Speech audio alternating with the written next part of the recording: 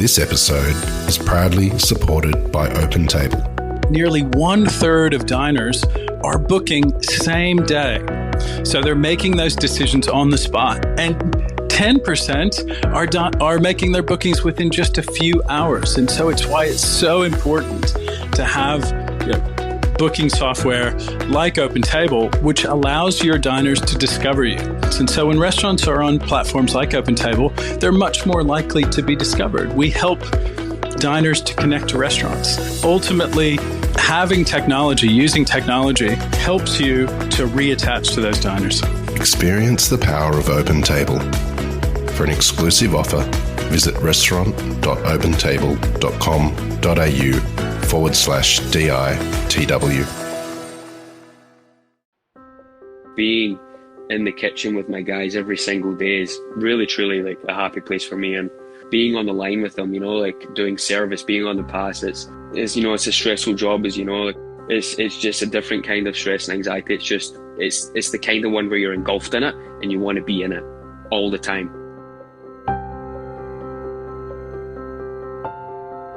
This is The Crackling. I'm Anthony Huckstep. Many chefs have a dream of making the big time, carving out a career, building the foundations of skills, and then creating their own restaurant. Many fulfill the dream of finding their lane and discovering their style, but few take on the world and make a mark on the biggest food capitals on the planet. For Chef Paul Donnelly, his career has taken him all the way to the Big Apple. Paul, you're originally from Glasgow. Did you ever have dreams of ending up as a chef in New York? I mean, look, to be honest, I remember leaving Glasgow to move to Australia, and one of the first trips I ever had leaving Australia, excluding going back to Scotland to visit family, was to New York. And I remember on that trip coming with like 10 grand. I think I actually took out a bank loan from Westpac to fund that trip. And I remember like hitting like all those kind of like necessary restaurants as a young chef, your Stone Barns, your EMPs, your Per Se's, your Brooklyn Fairs. And I think after eating at those 4 restaurants, I think I was eating street dogs for the last couple of days. But yeah, I mean, for sure. I mean, New York's such a massive hub for chefs all over the world. Fantastic food here. Going out of the city a little bit further, the produce is fantastic, especially going upstate. There's some awesome farmers up there and some awesome crops and whatnot. But yeah, completely, like New York was always a big dream of mine. Just fortunate now to be living that dream. Take us back to Glasgow when you were young. What sort of role did food play for you and your family when you were a kid? So growing up in Glasgow, I remember like as an early age, my mum and dad were constantly working. My mother was a nurse and would work kind of a night shifts at the hospital. And my dad would just be coming off of a night shift, which meant mum would go to work and his dad was coming in. It would be straight up to Granny's house for a few days. And I remember my grandfather, who was a devout Catholic, coming into the house, and he's like, make sure you bless yourself before you get into your granny's kitchen. And going into Gran's kitchen, and actually you would have tasted some of her food, actually, Anthony. She would be making black pudding, not all the time, but now and again. It was, I think, for like the home cook, making blood sausage, black pudding. It's not easy. She'd be in there with putting pig's blood that she just got through the butchers through a strainer. And then she would cook the rice and everything, and folding everything. So like basic stuff like that, like seeing that was always interesting. And I'd be just standing on a small stool watching her, probably eating a bag of potato chips or something. But yeah, I mean, like, my aunt was also a fantastic cook. Like, I didn't spend a lot of time in the kitchen as a super young child, just because of the way my parents kind of, with their careers and whatnot. It kind of really kicked off for me when I kind of hit high school. Like that, like proper, like, wow, home economics class isn't just for girls, like it's for guys as well, and it's fucking dynamite. So yeah, like I also like remember going to like Grant's house for like big like Christmas or New Year's parties, and there'd be this massive buffet out, and there'd be everything in there, like even just small things like sausage rolls. But my gran would have made that puff pastry in the morning. Um, you know, Well, tell us about when you first started working in a commercial kitchen. Do you remember that first day? I do remember that first day, and I was absolutely shiting myself. So so my first job out of high school was at the Hilton Hotel, and doing that at the same time as doing my 4 year apprenticeship in the UK was was it 4 days? 4 days at the restaurant and 1 day at school or culinary school. And I remember I remember my first day going in, and the head chef was a guy called James Murphy, sous chef was a guy called Paul Clark, and I went in with my chef whites all pressed and my hat and my neckerchief and everything in. And the first thing the sous chef said to me, Paul Clark, was he's like, "Get that fucking necktie off, mate. You're not in school anymore." And I was like, Jesus Christ. So I was like rude awakening first day, you know. And when I was part of that Hilton Hotel, it was one of the best hotels in Scotland at the time, and they had everything in there from like fine dining restaurant, buffet, seafood restaurant, breakfast a la carte, breakfast buffet, room service. Um, and I know you were talking to Budalo not too long ago and listened to his podcast a few days ago. The way he was kind of describing working in a hotel as being really essential to a chef's career, I couldn't agree more with him. In fact, it was like a little spark that went off in my head, and I was like, he hit the nail on the head there. It's really, really true to get that kind of like the event side of it, that vast amount of food to be cooked and served in such a short space of time for, say, a wedding or whatever. Whilst I was doing that, I also kind of popped into a little old restaurant called Amaryllis, which sadly is not there anymore. So I used to kind of stage in there once every couple of weeks, whenever I wasn't busy studying or at my own job. And that was a lot of fun. The chef there was a guy called Dave Dempsey, who, along with Gordon, really kind of tried to bring London style fine dining to Glasgow. And a huge difference between, the eating habits of Glaswegians and people from London, like people I felt like in Glasgow, like don't get me wrong, the food was exceptional, it was amazing. But people in Glasgow, I feel like they just weren't ready for that yet. Like they kind of didn't get it. And they were like, oh, why am I paying £30 for a steak? Whereas like in London, those prices are justified.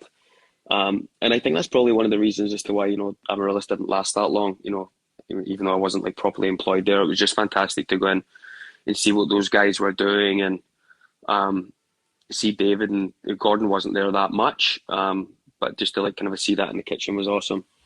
What did you take from your time in those early years in Scotland as a chef? So obviously, like the discipline side of things is fantastic.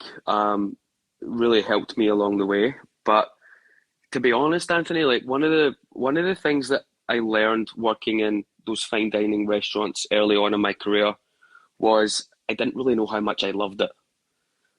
That's not to say that I didn't love the food. I love food. I love eating, and I love going to like mentioned before, like Per Se or Stone Barns. Like it's some of my favorite things to do. But I think for me personally, it kind of came to mind that I don't know if I want to be turning carrots into little squares, or do you know what I mean? Like, and I think that was a big factor in me moving to Australia. Actually, was like just the diversity of Australia.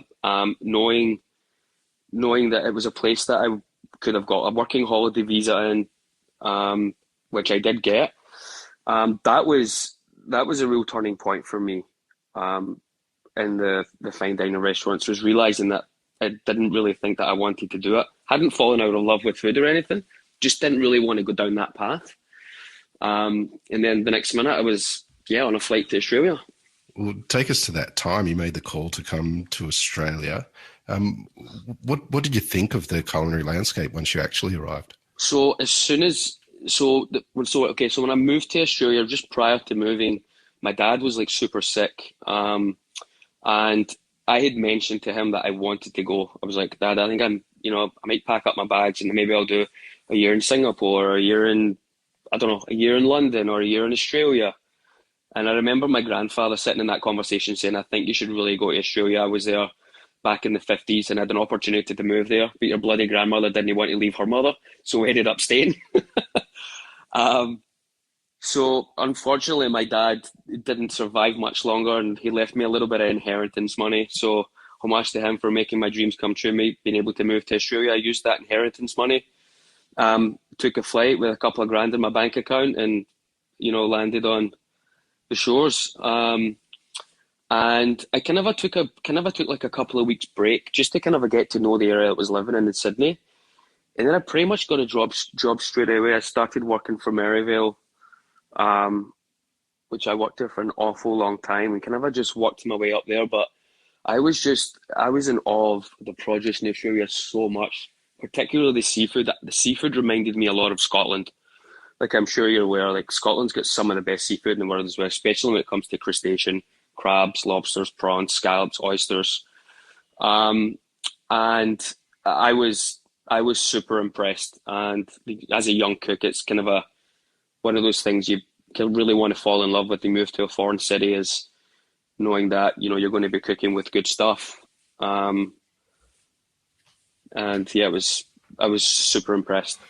You mentioned that you spent over a decade with the Maryvale Group, and you started there not long after arriving in Australia. What was the first job you got with the group? So the first job I took was actually a commie chef working with Sean Presland at Ivy Teppanyaki on the second floor of the Ivy. So that was like back in the day. Sean Presland had been at Sushi E prior to that with a whole team of at Sushi Saito, Shinpei Hatanaka. I think those guys. I think Shinpei's probably still part of the Sake group in Melbourne.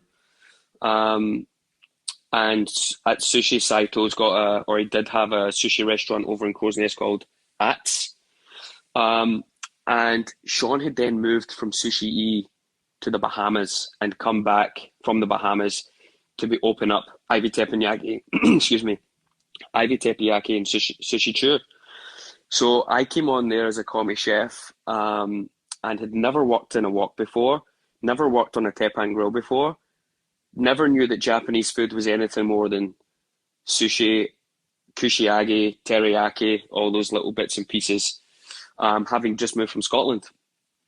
And I remember I just grabbed that role by the throat. I was so obsessed with watching these guys breaking down fish for sashimi plates in like the matter of seconds, watching some of these guys working on a wok, watching this Russian guy called Sergei Kulikov absolutely rocking this teppan grill where he'd been working in Russia.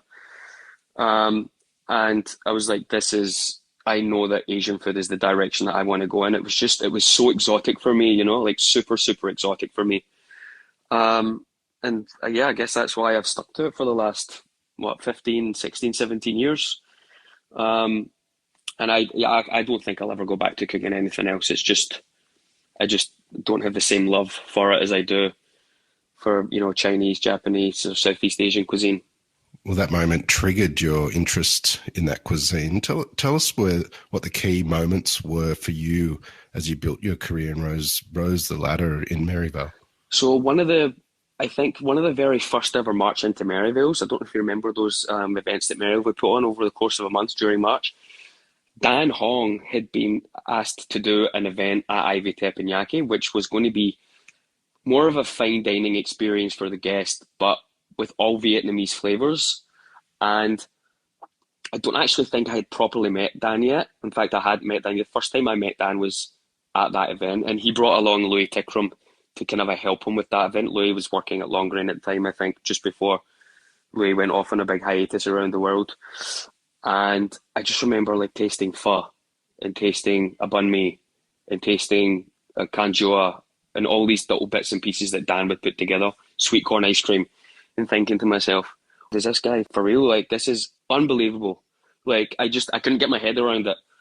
And then the next minute, Ivy Teppanyaki shuts down. I've got a fantastic relationship with Dan Hong. Miss G's is starting to come onto the cards with, like the thoughts that Justin and Dan and Jao Yu are kind of thinking, let's do something kind of along those lines. nothing the needle didn't really move on that for a while, and then teppanyaki shut down, and Sailor's Thai opened up. Do you remember Sailor's Thai came into the Ivy for a bit? So I ended up deciding to stay in that restaurant that was changing into Sailor's Thai. Sean Presland and some of those boys were moving down to open Sushi Chew, and Frank Roberts sent me down to work at Sailor's Thai at the Rocks for a couple of weeks just to kind of see how I felt about the Thai cuisine. So I ended up hanging out there for a couple of weeks with Ty Bellingham, and again, blown away by just all these flavors that growing up in Scotland, we'd never really known what that was. You know, like there's no fucking Thai restaurants in Glasgow in the 90s. And it was honestly like some of the best experience I've had in my life working in that kitchen down there at Sailor's Thai with Ty Bellingham. And Charles Leong would pop his head in every now and again because he was like heavily involved with those guys a little bit prior to that, and obviously Dave Thompson, who wasn't there any longer, was in Nam. But I actually think he came in one afternoon to have a meeting with Peter about something, and just it was incredible. And it kind of really set me up for that integration of eventually going to Miss G's, and being part of a team there that was, in my time there, that was the best team that Miss G's had seen.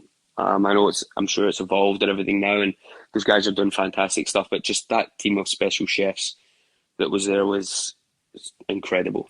Well, Miss G's made a huge impact on sort of the new wave of dining in Sydney. Tell us what it was like working in that kitchen and the sheer volume of guests and what you were doing. So I remember first going in there and, you know, started off in the garde manger section. I went over as a junior sous chef. And I'd actually had a conversation with Joe and Dan prior to going over there as possibly going over as a sous. But I was a little bit apprehensive about the move, and I think I was moving house at the time, and I just wasn't sure if moving jobs so quickly was good for me. So I ended up missing out in the sous position. Nigel Stanley took that role and did a fantastic job. So I went in as the junior sous, started on the garde manger, and obviously just worked my way up through the kitchen. But that you're talking a team back then, Anthony, of Dan Hong, who was in the kitchen 5 days a week, Jao at Yu, head chef, Nigel was the sous chef, Patrick Friesen, myself, Victor Leon came a little bit later on in that time, Katie Choi, who's now got Fizzy's bread, she's doing the bread thing, and then TK from he had the Korean restaurant around the corner. Can't remember what it was called. It was fantastic. He's now back in Korea, but it was just like a team of just everybody on the same page. Isu Lee was there, who's now in Paris at Import Export. And it was just like a team of everybody who was on the same page. Everyone was really skilled. Everyone was on time. Family meals were banging. Like there was never really like that struggle of show him what to do. Everybody was just fantastic. And that is probably to date one of the most special times of my career was working with that team. And the food that was just being put out there was just like pushing the boundaries on everything. We were using a bounty of produce that was just fantastic. And that was really kind of a like quintessential to like my development working under Dan and Jal there. Really, really kind of raised the bar for me to see how successful these guys were, like listening to their instructions, watching their technique, like sharing the palette that those guys had. Has really, you know, worked wonders for me in my career, and I'll be forever grateful to them. And, you know, Justin as well, and the GM at the time, who was Dan Skinner, who's actually now my GM, was, yeah, nothing shy of incredible. Pork underpins a lot of Southeast Asian cookery. How important was it with what you were doing at Ms. G's at that time? We had a bunch of pork dishes on that menu. I remember particularly one dish that I think Dan had put on, obviously with his Vietnamese background. It was like a charcoal grilled pork, like a charcoal grilled pork neck that'd been marinated in coconut and white pepper, and then cooked over coal, and then sliced thinly, and there was shrimp in there, and we stuffed it inside this huge bun siao with like this acidic rice vinegar, lime juice, like spicy dressing. Like everyone ordered that. It was on the banquet menu. That was one of the best dishes on that menu. We also had this charcoal grilled pork chop with like a lemongrass satay.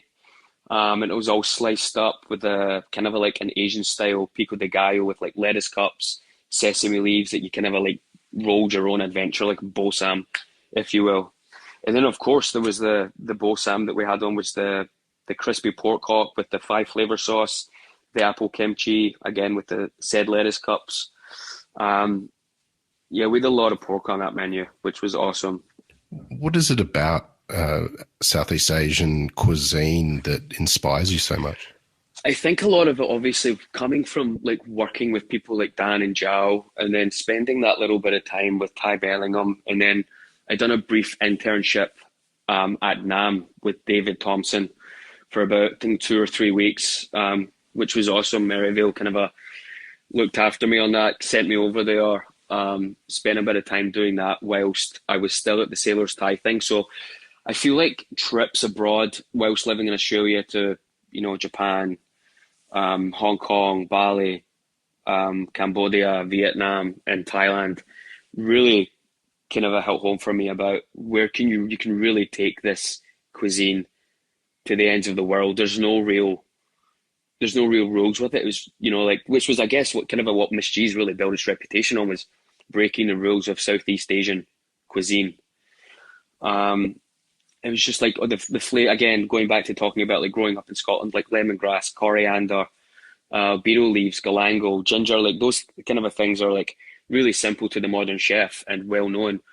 But I think like back in the day for me as a young cook, having not seen them until I'd really moved to Australia or travelled across Thailand, was one of the big reasons and why I decided to stick and run with Southeast Asian cuisine and really try and push the boundaries on what it can be, and kind of a takeaway from the people, like the critics out there who go, oh, it's just a curry. Well, it's not just a curry. Like, do you know how long it takes to pound these pastes? They're super, super complex and in-depth recipes. But yeah, I had such a fun time, traveling around all those regions and learning a little bit about the palate of Southeast Asia. Let's talk about New York. How did it even come about? So probably going to confess this for the first time, but so I remember being on a trip. Actually, we had such a good year at Miss G's, my last year at Miss G's, that as kind of like a thank you to me and Dan Hong for like, keeping it financial, labor cost in control, food cost in control. Frank had sent me and Dan over to Thailand for a week as like, just for a holiday. Like, go over there, eat whatever you want. Maryville's paying for everything. So we done that, and after that I went to Dubai with Maryville again to go on this recruitment tour where Maryville would go to like Dubai. I think they've done Mexico as well, where you try to recruit people to bring them back and offer them a position, so you'd sponsor them. Which I think Maryville kind of a gold mine with that, because a lot of their current recruits now, like sous chefs, junior sous chefs across the venues, just through social media, I'm seeing are still there and progressing their career, which is fantastic for their growth. But whilst I was in that trip for Dubai, I got a call from my current business partner and close friend, Eddie, who, was interested in maybe doing some sort of consultation gig with me. So he says, like, why don't you come out to New York for a week? I'll show you the space that I've got in mind, and see, would you like to do a tasting for us? So I came out, done the tasting, kind of a proper, when I say like proper time I'd spent in New York, like the last time I was here, I was literally bobbing around on train to train, flight to flight to get different parts across the country, different restaurants. So I was able to kind of really spend a bit of time in the city, and I just kind of fell in love with it straight away. Got to the end of my week, and Eddie and his business partner, who's now my business partner, a guy called Jeff Lamb, who's a general contractor, so kind of builds restaurants, offered me the position. And it was just really tough to say no to, because, I was the head chef at Miss G's, but as much as I love Dan Hong and respect him so much, and he's done so much for me, like, I needed to kind of get out and do my own thing without having to, like, ask permission to put a dish on the menu, which Dan was super supportive on stuff like that. Like, like, if I wanted to put a dish on, the rule is do a dish. If it's better than the dish you want to take off, we put it on, which I think is completely fair. But I just really needed to go out and do my own thing and prove to myself that I was capable of doing it without under the watchful eye of Dan. So that was kind of one of the big things for me to move here, was to do that. In saying that, I had such a short turnaround period. After I'd moved here in the October 2016. I gave Maryvale 3 months notice, moved here October 2016, and had to have the restaurant opened in November 2016. So I literally had like a 4-week turnaround. I had no chefs.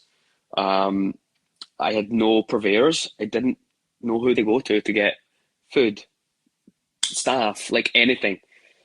Ended up bringing out Noel Jelfs, who was my sous chef, who later on went to be on the head chef at Chinese Tuxedo as I was trying to prepare to open the Tyger, who'd come over from Rockpool, who'd actually just come off the back of winning the Josephine Pinelli Award, who is now a head chef at Maryvale. So it was fantastic to have Noel with me for those few years here. He gave me 4.5, 5 years, which was awesome. And he's now doing his thing back in Sydney, standing on his own 2 feet. But moving out to New York was such a fantastic opportunity. It was very difficult to say no to. And yeah, I guess, five and a bit years later, I'm still here, operating 2 restaurants, owner of one of them, and more venues on the horizon. So it's been a fantastic thing for me. Tell us a bit about Chinese Tuxedo.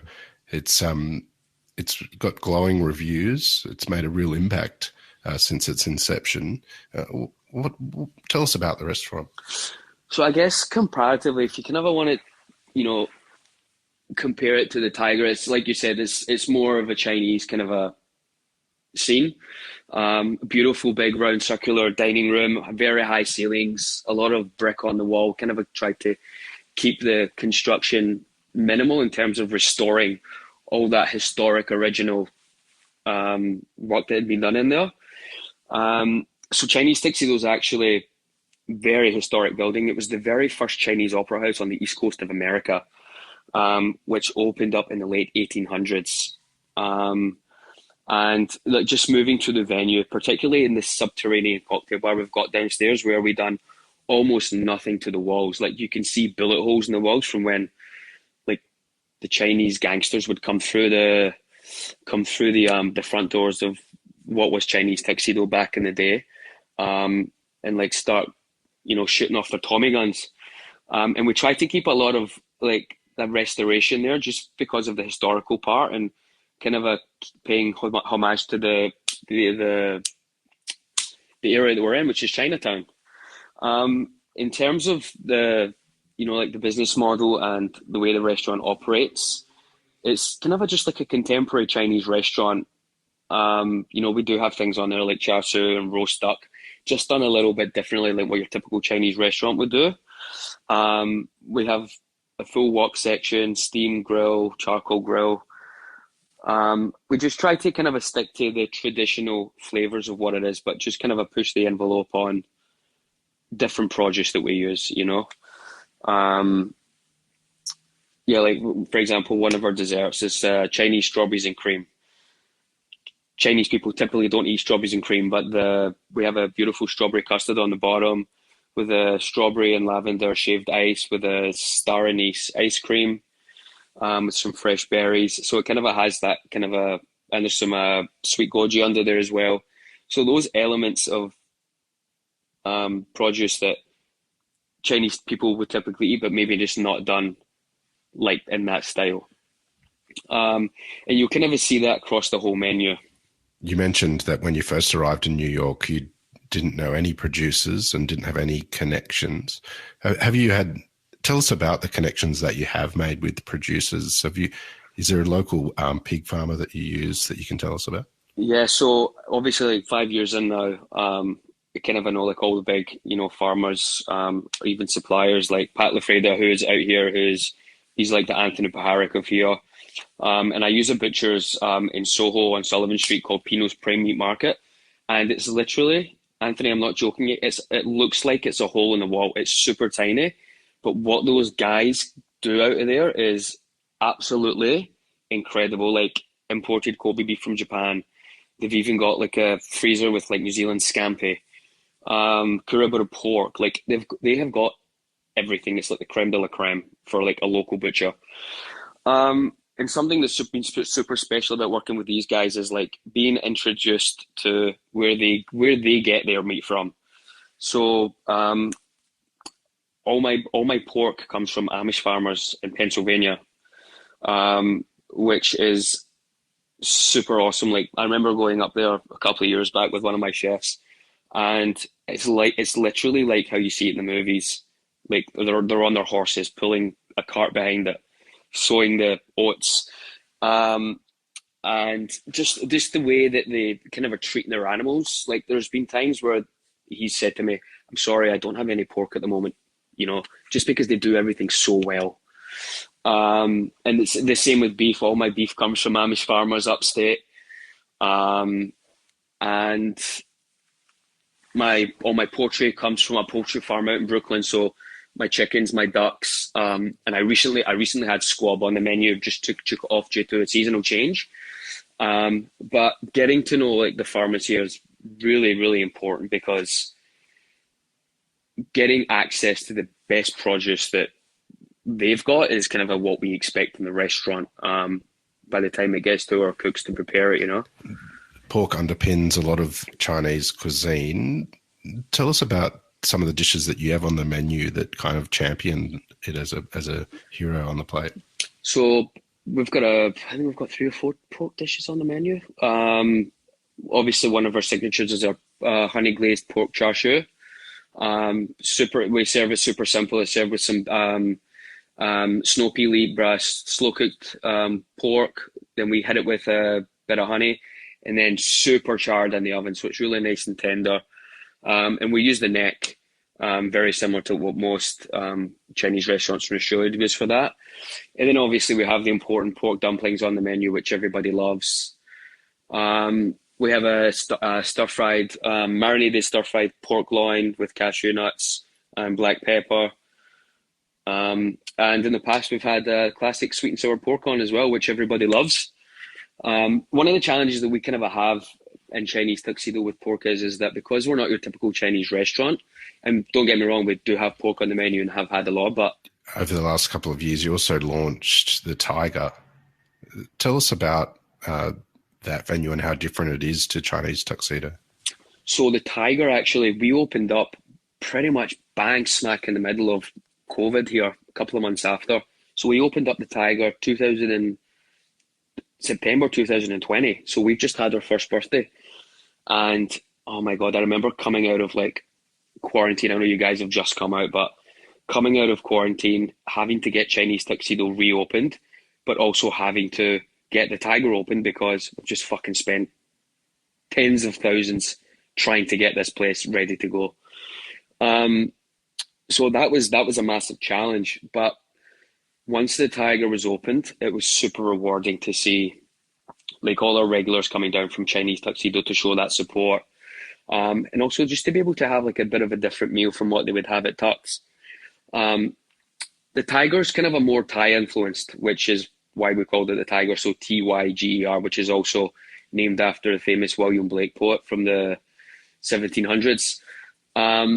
And yeah, like I said, very Thai influenced, a lot of Vietnamese cuisine on there. My head chef, Daniel Lee, super talented young guy, looks after a lot of the menu along with myself. A lot of curries on there. So I guess kind of to be honest from my heart, like I really missed Miss G's when I moved over here. And originally, like I missed my team. I just missed the banter with the guys, and I missed the food. And I think taking the opportunity to open up something that's kind of has very similar aspects and concept to Miss G's, for me was a dream and also super rewarding. Like we've received awesome feedback from, the locals and afar as well. Like, we're full every night. We'll do anywhere from 250 to 300 people on a Monday, Tuesday, Wednesday, and then we're talking 400 to 500 people on the weekends. It's a busy, busy, busy restaurant. It's a lot busier than Chinese Tuxedo, but it's also a very different restaurant to Chinese Tuxedo. At the top of the show, you mentioned your grandmother's recipe for black pudding. Is there any secrets or tips that you can share on how to create the best one? Is this for you personally, mate? I mean, look, off the top of my head, my grandmother cooked so much of it, and she done an absolutely fantastic job of doing it. Obviously, primarily the main ingredient is, obviously blood. She would vary from putting rice in it to oats. Beef suet was obviously a big part of it. And then obviously the quattro piece, the cinnamon, the nutmeg, garlic, chopped onion. In fact, do you remember I did the black pudding taco at El Loco? That's right. So that was her recipe. And yeah, a little bit of cream, some eggs, and then she actually used to take the mix into the butcher, right? And she would have the butcher put it into the sausage casing. And then she would take it home and she would just steam it, or she would boil it. And then we would just slice it up and we would pan fry it with HB brown sauce. That was kind of like a snack. Some white bread, some butter, HB brown sauce, and a big fat slab of pan fried black pudding. It was incredible. Missed that. Well, Paul, you've gone all the way from Glasgow to, receiving 2 stars in a review in the New York Times in New York. What is it that you love about what you do? There's so many aspects. This is one of those questions where you could literally go on, and me, I could go on and on. See, just going in every single day and just like getting in. I usually get in around 10 o'clock. If I'm going to Tyger, get in around 10. I've got a prep team who've been in for 8, and they've got their music going, and they're in the zone. And you might have the pastry chef who's making the smoked coconut sorbet, or I'll have Jose in the back who's got 4 curry pastes on the go. Just getting in there and smelling those aromas of watching what my team's doing and seeing what they've also accomplished and where they're going in their careers is a big thing. Obviously, like, taking care of a couple of venues, it's really difficult to be in 2 places at once. So, like, having such a fantastic team that I trust, that I know that's going to put out the things the way that, as a business, the way we should, what our customers deserve, what they're paying for, is one of the biggest rewards. But just being able to still be at the stage in my career where I can still handle food and not be sitting behind the desk punching numbers and doing scheduling. Like, I'm in there with my guys on a day-to-day basis, prepping, making dressings, tasting the sauces, being on the line with them, like doing service, being on the pass. It's one of those things that's super addictive. And, I dread the day when it's time for me to kind of retire, which I know is still a while away, but just being in the kitchen with my team is fantastic. They're my family, like I come home to my fiance every night, Erin, which is fantastic. But being in the kitchen with my guys every single day is really, truly like a happy place for me. And